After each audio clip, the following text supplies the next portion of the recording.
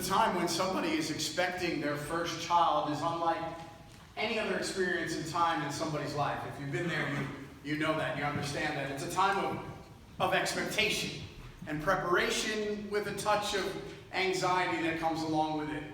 There's a lot of what ifs, or what's it going to be like, or what's it going to look like. I remember back 25 years ago when I was waiting for my first child to be born, my son Harrison. We had decided that we didn't want to know what the sex of the child would be until he or she was born. But deep down inside, I wanted my firstborn child to be a boy. See, I was going to do all the things with my son that my father didn't do with me. So I had all sorts of visions. I was going to play catch with my boy. We were going to go to Yankee games. We were going to build things and do manly things together as father and son. Well, when the day came that he was born, I was so overwhelmed with emotion at the moment of his birth that I forgot all that, and I was just counting fingers and toes and checking if he was breathing, and then all of a sudden I heard the doctor say, "It's a boy." And all that came back, all that excitement, all that expectation. Wow, God gave me that boy. By Christmas of his first year, he was 6 months old, and he had just started sitting up. So of course I have a picture of him in front of the tree, sitting up, wearing a Yankees shirt with a bat in his hand. That's how excited I was. It wasn't long after that, it was maybe 3 or 4 years old, that we went out to have that official catch, that first catch, and after the first 2 or 3 throws, I hit him in the face with one of the balls, and that was the end of it. The first time I took him to a Yankees game, Harrison and his friends sat there and watched all the planes going overhead and could care less what was going on the field. So it didn't take me long to realize that things were not going to go as I expected, and this was probably one of the first and most important lessons that any parent can learn, is that when it comes to your children, things very rarely go the way you expect, or plan, or hope.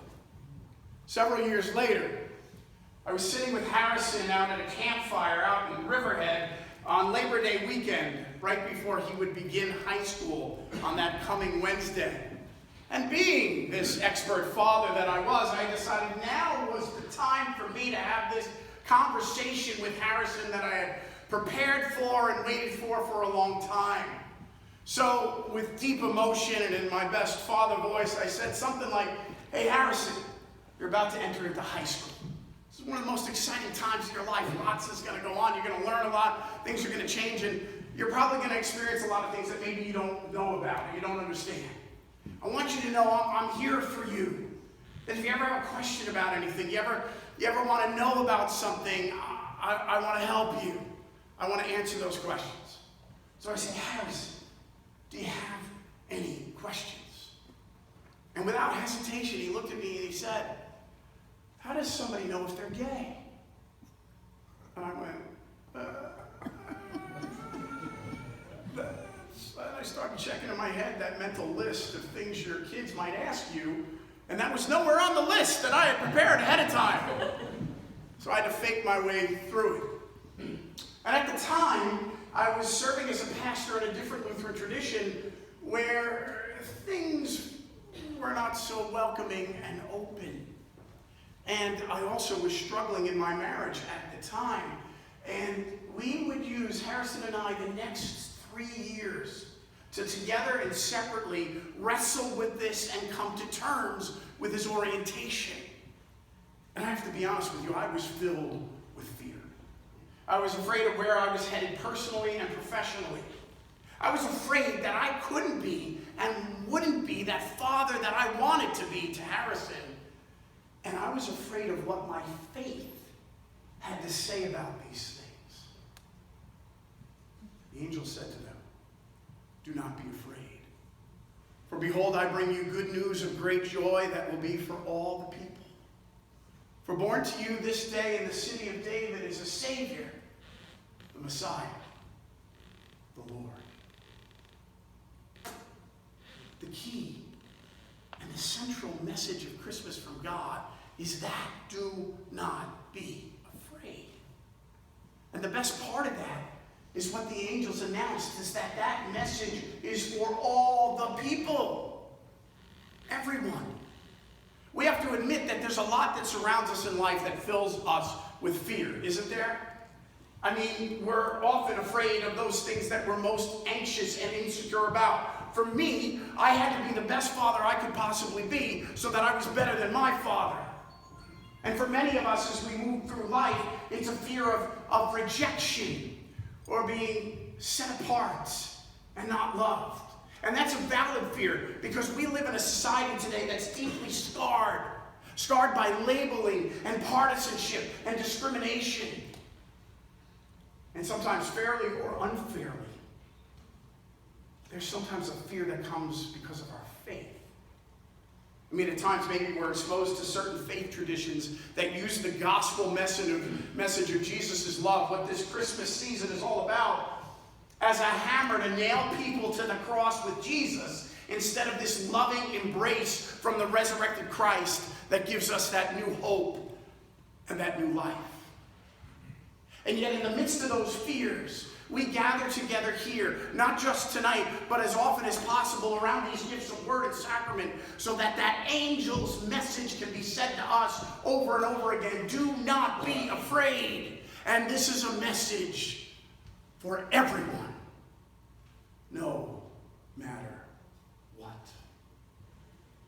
For me, throughout my life, I've been struggling with and fighting against those things that were handed down to me.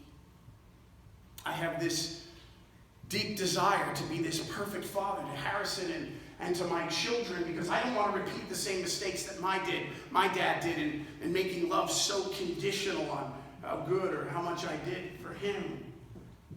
And I think also as we move through life, as I have moved through life, I've been surrounded by so much negativity and so much judgment that I'm constantly beating that back and fighting against it to see the positive and the good in things. But I have to admit to you that there are times, because of my frustrations with the world and the things I see of faith, that I become cynical.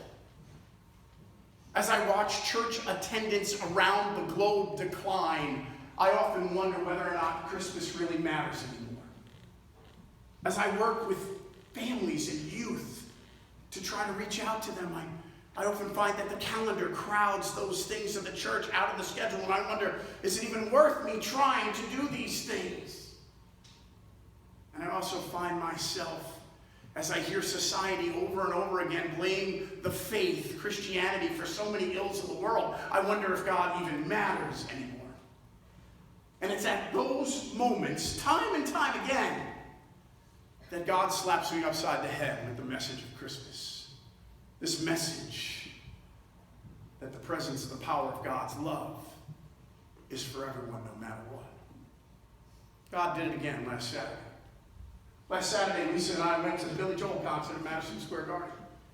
The first time I ever saw Billy Joel was like 1982 or 1983, and I saw him right before Christmas at Nassau Coliseum.